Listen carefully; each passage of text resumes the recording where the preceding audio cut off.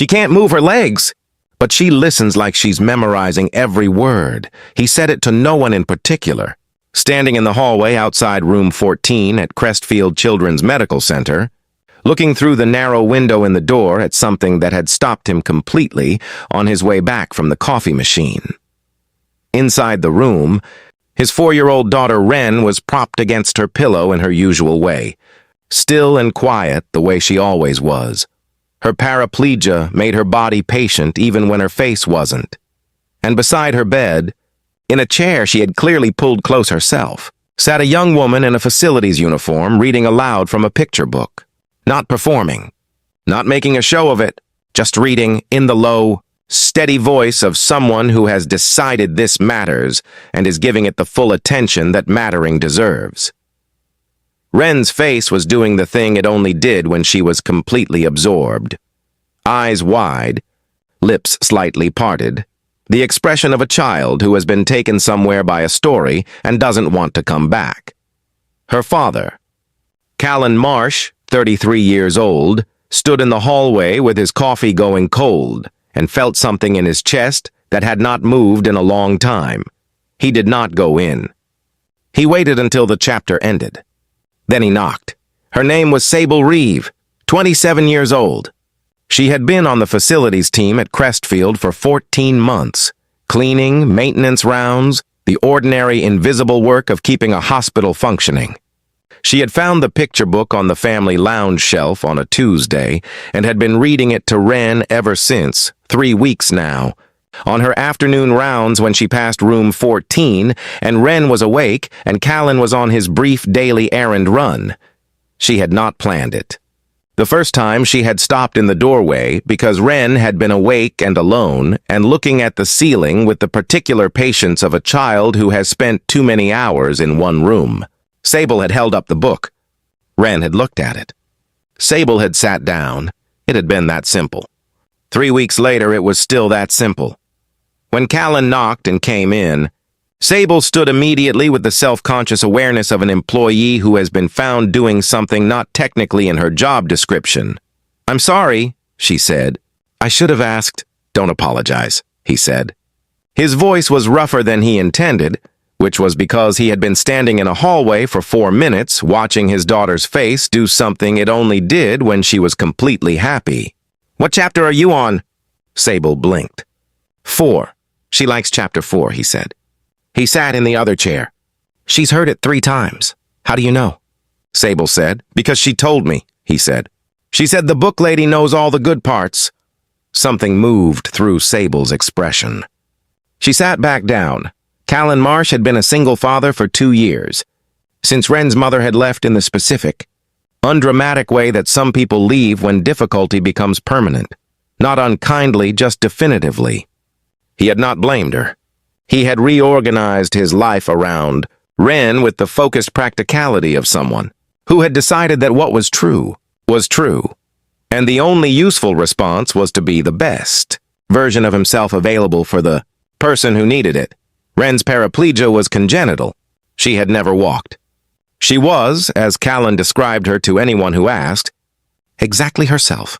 Curious, opinionated, possessed of a sense of humor that was already developing into something that would be formidable by the time she was 8. She was currently in Crestfield for a respiratory complication that had since resolved. They were 2 days from discharge.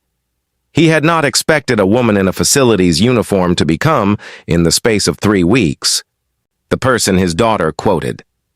What neither Callan nor Wren knew, what the hospital's staff knew and did not typically discuss with patients, was that Sable Reeve was not only a facilities team member, she was also the owner of Crestfield Children's Medical Center.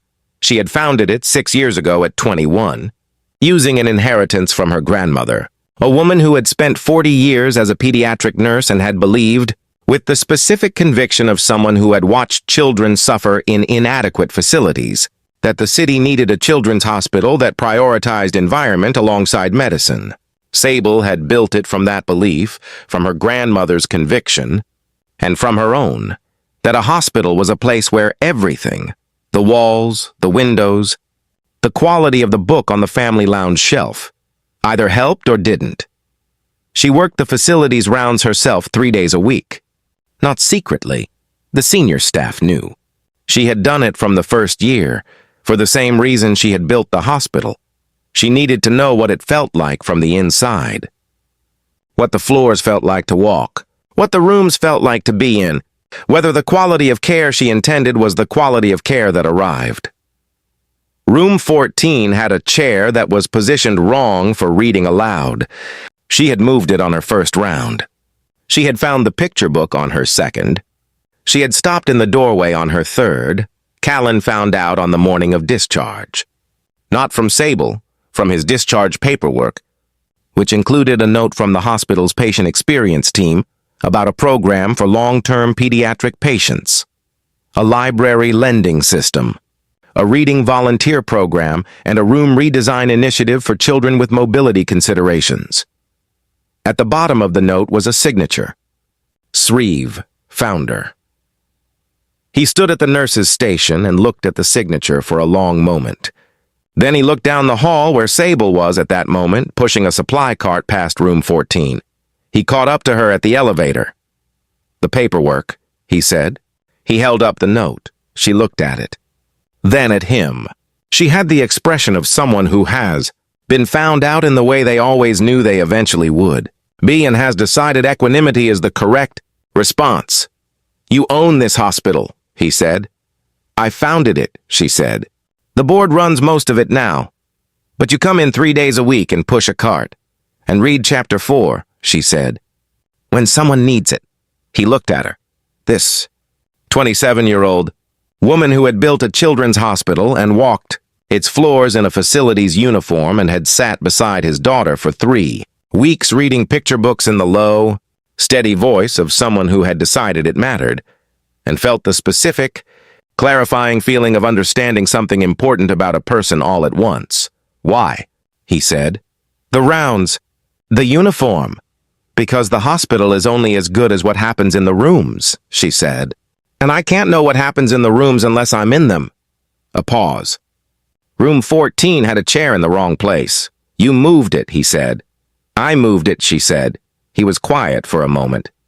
Wren was at the end of the hall in her wheelchair, watching them with the focused attention of a child who knows something is happening and intends to have opinions about it later. "She's going to ask about you," he said. "When we get home, she's going to ask about the book lady." Sable looked at Wren. Wren waved at her with the decisive wave of someone who has made up her mind about a person. "Tell her chapter 5 is good too," Sable said softly. He smiled, the first real one she had seen on his face in 3 weeks. "I'll tell her you said so," he said. "Maybe she can tell you herself, if you ever want to bring the book by." She looked at him with the expression of someone receiving an invitation and deciding carefully that it is genuine. "I might do that," she said. "If that's all right?" "It's more than all right," he said quietly. "It's exactly right. Go into the room. Move the chair. Read the chapter. The most important work is always the work that happens close, in the rooms, beside the people, in the quiet where no one is watching except the child who is memorizing every word." If this story touched your heart, please like, share, subscribe, and comment. Let's spread more stories of kindness and hope together.